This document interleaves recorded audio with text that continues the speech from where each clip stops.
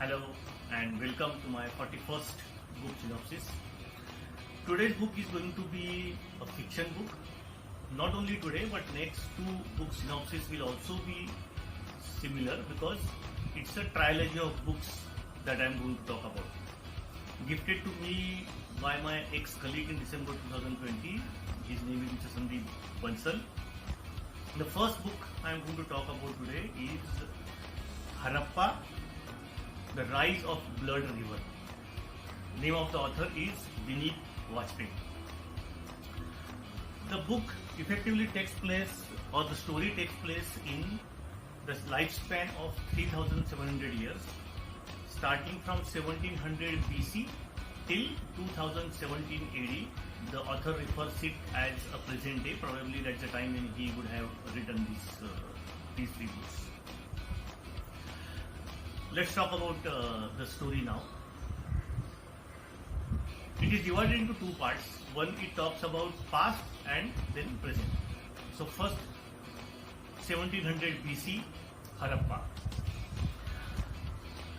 Vivaswan Pujari is a nobleman, is a devta, and loved by his citizens of Harappa, is expected to become chief priest in next 2 days' time. However, his close aide and number two, Pandit Chandradhar, his wife, somehow wishes to overthrow Vivaswan Pujari and wants her husband to be chief priest. Therefore, Priyambada, the name of the lady, and incidentally, she is also sister of Vivaswan Pujari's wife. She takes help from three tantrics who are well versed in the black magic, and they somehow manage to put a blame of death of Nayantara, Harappa's most exotic dancer, on Vivaswan Pujari. She also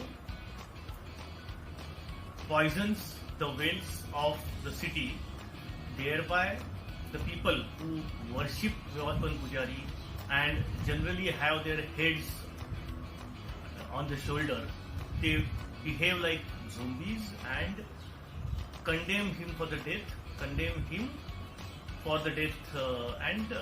in next 2 days' time the death punishment will be carried on. They do not stop at this level, but at the same time they try to kill Vivaswan Pujari's family, his wife Sanjana, as well as his son Manu. Luckily, Manu is survived because of help received by him from Somdat, who is chief architect, and Tara, Manu's friend from the childhood. And Somdat advises Manu to reach Black Temple. Here, next day, Vivaswan Pujari is taken to the common area where he is tortured very badly and is expected to be executed.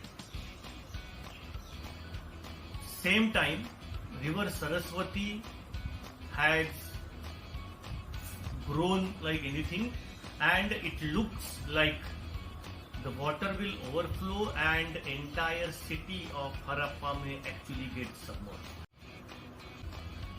Cut to 2017 AD, Banaras.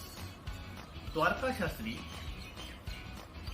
108-year-old ailing Mathadhish of Dev Rakshas Mutt, summons his grandson Vidyut from Gurgaon. Vidyut is otherwise a very successful, handsome person and has learned a lot of vidyas in martial arts as well.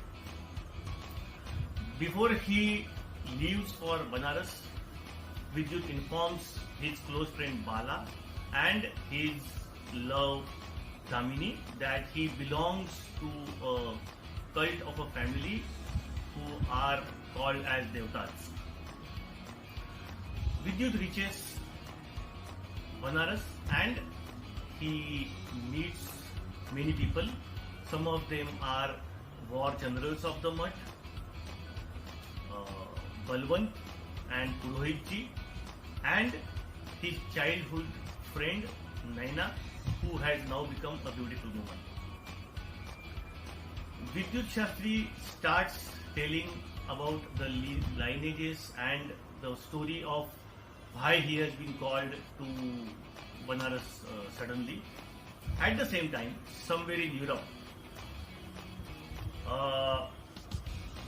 crime lord of Europe gets one cheat from his superior. The cheat says, "Kill that bloody Aryan boy."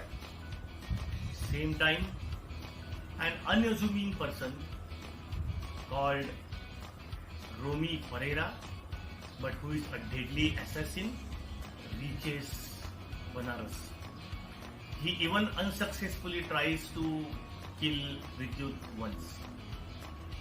Meanwhile, Bala and Damini also reach Banaras. Romy then formally asks Vidyut for a duel on one of the ghats. Vidyut obviously accepts the challenge. When he reached there, he found that Romy is not alone, but he has some mercenaries with him. But of course, Vidyut is able to take on all those mercenaries, and once he finishes with them, he moves to tackle Romy. What he sees is his close friend Bala, whom he has a lot of trust in, fires on him. But Vidyut being Vidyut and he being the last Devta, he is still able to capture Romy alive. But Romy takes potassium cyanide pill. Before he dies, Romy informs Vidyut that an association called or organization called New World Order will definitely come for him, and this is just a beginning. Bala is captured and is taken to Devrakshas Mutt.